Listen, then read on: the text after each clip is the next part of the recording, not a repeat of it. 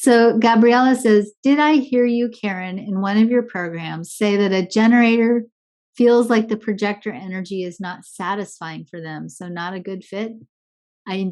If I said something like that, I think it may have been misinterpreted. I would never say anything like that. So a generator, so I'm not exactly completely clear about your question, but let's play with this for just a minute. Here's what I teach.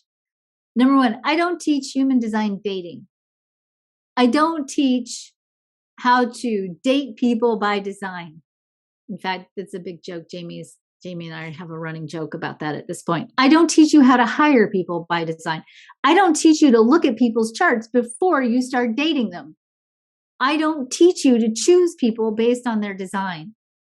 What I teach you to do is fall in love with yourself so that your being becomes the gravitational pull of correctness in your world. So that when you attract people into your life, you attract the people who love you and value you and see the truth of who you are and lift you up to support you in becoming the better version of who you could be. Then you look at their chart after you're in love, because that chart then becomes a tool to help you honor and love and respect that person to the highest capacity.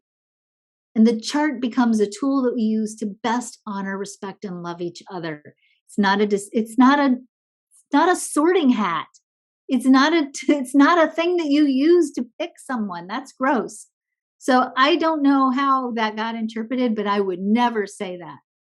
What I would say is that if you are a generator and you have a projector partner, then you need to understand how your energies work differently. And you need to clear up those understandings so that you don't have unrealistic or unhealthy expectations for your partner and then totally fry their circuits and burn them out because they don't know when enough is enough.